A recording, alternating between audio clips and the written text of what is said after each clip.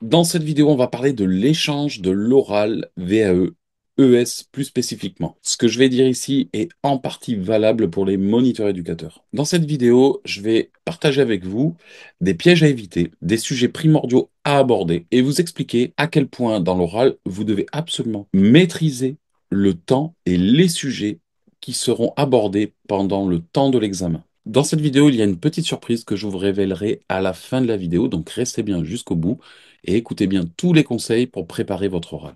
Certaines idées reçues que j'ai pu entendre à droite et à gauche expliquent que justement vous ne maîtrisez pas les sujets parce que ce n'est pas vous qui posez les questions. Et ça, c'est une grosse erreur. Vous avez le devoir, si vous voulez valider, de mettre sur le tapis les sujets qui vont vous servir à valider. Les questions que l'on vous pose, rien ne vous empêche de rebondir sur un autre sujet.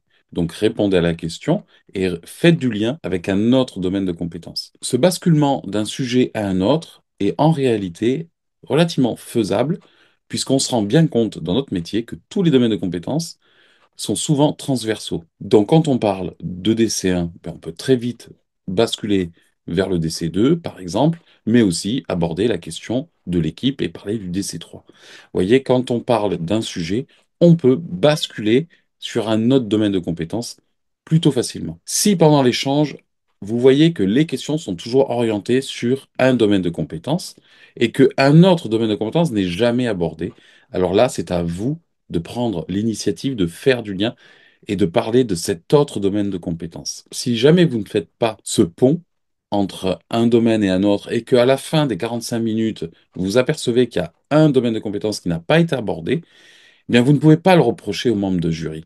C'est aussi à vous de faire apparaître les domaines de compétences pour les valider. Pas de panique, en général, les membres de jury abordent tous les domaines de compétences à travers des questions. Mais si ce n'est pas fait, vous devez vous le faire et vous ne pouvez pas reprocher aux membres de jury de ne pas l'avoir fait. Dans l'échange, quand on vous pose une question, en fait, on veut faire apparaître les domaines de compétences et donc vos compétences.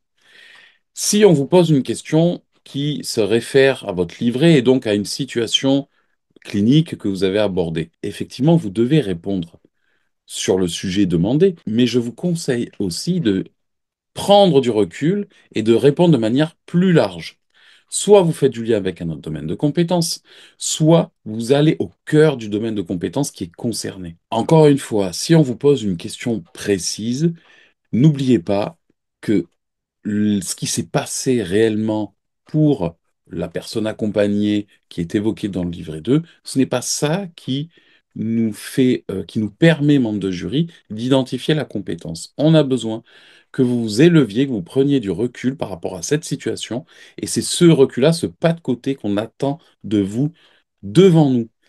Donc oui, répondez, mais faites ce pas de côté, cette prise de recul, et forcément, si vous prenez du recul, vous devez répondre quelque chose de plus large, de plus général, qui laisse apparaître la compétence, qui nous permettra à nous de dire ce candidat a compris ce qui s'est passé ou ce qui se joue dans cette situation précise, mais il fait du lien avec quelque chose de plus général, ce qui lui permettra de travailler ailleurs. Et c'est bien ça ce qui nous intéresse, c'est de savoir est-ce que vous avez la compétence qui vous permettra de travailler dans un autre secteur, que ce soit du social ou médico-social, et que vous avez la compétence qui est exploitable et qui est utilisable partout où vous irez.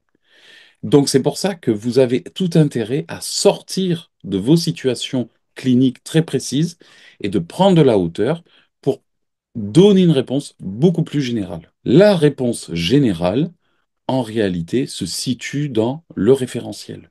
Si vous collez au référentiel et que vous expliquez votre vision des compétences qui sont abordées dans le référentiel, c'est-à-dire que vous expliquez ce qu'est pour vous la relation éducative, comment vous la construisez, ce que vous analysez en général, et idem pour la démarche de projet, que vous démontrez bien que vous mettez au centre la personne, que vous l'impliquez, et que vous savez construire à travers toutes les étapes de la méthodologie de projet, là aussi, ça vous nous permettra, nous membres de jury, de dire oui, la personne a bien les compétences. Là, aujourd'hui, elle travaille, je ne sais pas moi, en IME, ok, mais si demain elle devait travailler dans, je ne sais pas moi, en MEX, on voit bien qu'il y a les compétences qui lui permettra de s'adapter, d'avoir d'être professionnel et de savoir travailler aussi ailleurs. Donc, et ça vaut pour le DC3, pour la dynamique d'équipe et pour la communication professionnelle, et ça vaut pour le DC4, pour tout ce qui est réseau et partenariat.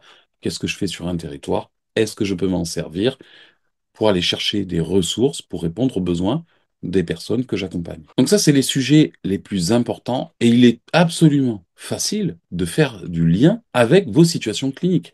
Tout ce que l'on vit, que ce soit en MEX, CHRS, foyer d'hébergement, MAS, IME, quand on travaille dans, dans notre secteur, en fait, ce sont des sujets qui sont, que l'on vit tous. Ce ne sont pas des sujets que certains vivent et pas d'autres. Il y a après des spécificités par rapport aux établissements, aux dispositifs, effectivement. Donc ça, ce sont les particularités des publics et des besoins que l'on rencontre. Et ça, il faut savoir évidemment en parler, mais quand on y travaille, on sait de quoi on parle en général. Par contre, faire du lien avec le référentiel, c'est de ça dont on parle, c'est de ça dont on a besoin pour identifier vos compétences. Donc, un autre piège à éviter, c'est quand on vous pose une question sur une situation clinique issue de votre livret 2, c'est de rester collé à votre situation clinique.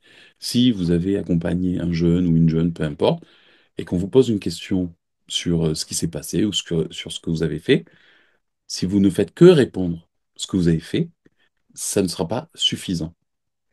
Vous aurez effectivement parlé de votre livret, de votre travail. Vous aurez peut-être la sensation que tout va bien, mais posez-vous cette question. Est-ce que j'ai donné à voir aux membres de jury des compétences qui me permettent de justifier que j'aurai les compétences pour aller travailler ailleurs? Mais c'est pas sûr. Parce que ce qui se passe une fois pour une personne, ça ne veut pas dire que vous avez compris le phénomène qu'il y a derrière, quelque chose de beaucoup plus universel en réalité. L'autre piège à éviter, mais celui-là, il est plus simple, c'est la maîtrise du temps. Le temps de votre présentation, le temps dans l'échange, c'est à vous de le maîtriser. C'est pour ça que je vous conseille toujours d'amener une montre, un chronomètre. Le téléphone n'est pas autorisé, mais il faut que vous ayez le temps sous les yeux parce que vous devez le maîtriser comme quand on anime une réunion. Ne vous laissez pas déborder sur les sujets abordés pendant l'échange. Vous devez savoir si tous les sujets dont vous aviez besoin, vous, ont été abordés. Si vous voyez qu'il s'est passé 30 minutes d'échange et qu'un décès n'a pas été abordé, alors vous, vous devez absolument prendre l'initiative d'en parler pour faire apparaître vos compétences. L'oral, c'est aussi un moyen pour nous d'observer si vous maîtrisez le temps et les sujets comme quand on anime une réunion. Alors effectivement, c'est pas du tout le même contexte. Les membres de jury ont un ascendant sur vous. Il y a un enjeu pour vous que eux n'ont pas. Il y a un stress que vous avez que eux n'ont pas. Mais ça nous permet de nous renseigner sur les compétences d'animation de réunion de l'éducateur que vous êtes. Pour bien se préparer à l'oral, effectivement, le mieux, c'est d'être accompagné de manière individuelle avec un membre de jury, peut-être que moi, qui va vous relire pour identifier les points forts et surtout les points faibles de votre livret 2 afin de les compenser à l'oral. Ce qui va se passer sinon, c'est que vous allez arriver devant les membres de jury. Eux, ils auront identifié les points faibles sur lesquels ils vont vous poser des questions, et vous, vous ne saurez pas par où vous allez être évalué. Et ça va générer une surprise, et forcément, vous serez moins préparé. Quand je vous relis, ce qui me prend 3 à 4 heures, et que j'ai identifié ces points faibles, c'est la première chose que je fais dans la préparation à l'oral, c'est-à-dire que je pointe et que je vous explique, et je vous démontre pourquoi ce sont des points faibles, toujours en lien avec le référentiel. En général, une fois que vous avez compris ça, souvent, vous vous en voulez, vous dites, mince, si j'avais su, effectivement, mais c'est comme ça, tous les livrets 2 ont des points forts et des points faibles, c'est tout à fait normal. Tout le travail va être de préparer ces points faibles, de préparer les éventuelles questions qui vont vous être posées sur ces sujets-là, et justement, on va travailler une stratégie dans les réponses, c'est-à-dire comment je vais m'y prendre pour désamorcer des choses, et puis pour pouvoir me préparer à des réponses qui vont être souvent construites et donc qui vont avoir un certain effet positif par rapport à vous, évidemment, puisque ça va être valorisant. Bon, c'est une préparation individuelle qui, à moi, me demande beaucoup d'heures de travail. C'est ce qui fait qu'elle est extrêmement chère. Si jamais vous n'avez pas les moyens, et on peut tout à fait le comprendre, mais et si jamais vous êtes pris aussi dans le temps et que vous devez vous préparer de manière assez rapide, alors à ce moment-là, je vous conseille de télécharger juste en dessous, il y a un lien d'accès à ma préparation à l'oral VAE, ES et ME. C'est plus pour les ES, évidemment, mais ça convient pour les ME, qui peut le plus, peut le moins. C'est plus poussé parce que forcément, pour les ES, les exigences sont un peu plus grandes, mais forcément, ça convient d'autant mieux au ME. Pour l'occasion, il y a une grosse réduction qui est faite jusqu'à ce soir, minuit. La vidéo sort en général le dimanche. Eh bien, ce dimanche-là, jusqu'à minuit, vous aurez cette réduc qui sera accessible. Donc, si vous avez besoin de vous préparer à moindre coût, avec tous les meilleurs conseils, avec une aide à la préparation pour construire votre présentation de l'oral, et avec tous les conseils dont vous pouvez avoir besoin pour repérer vos points faibles, pour vous aider après dans l'échange, pour vous aider à répondre, l'architecture avec l'entonnoir, l'architecture des réponses, bien justement, si vous avez besoin de tout ça, vous avez la réduction jusqu'à minuit ce soir, si la vidéo sort bien un dimanche comme d'habitude. Je vous souhaite bon courage dans votre préparation à l'oral. C'est la dernière ligne droite et c'est peut-être la phase la plus importante pour valider. Et oui, effectivement, votre livret 2 n'est pas noté. Vous n'avez, vous ne retirerez absolument rien de votre livret 2. Tout va se jouer à l'oral. Et c'est pour ça que c'est le moment le plus important de la VAE. Merci de m'avoir écouté et à bientôt. Ciao.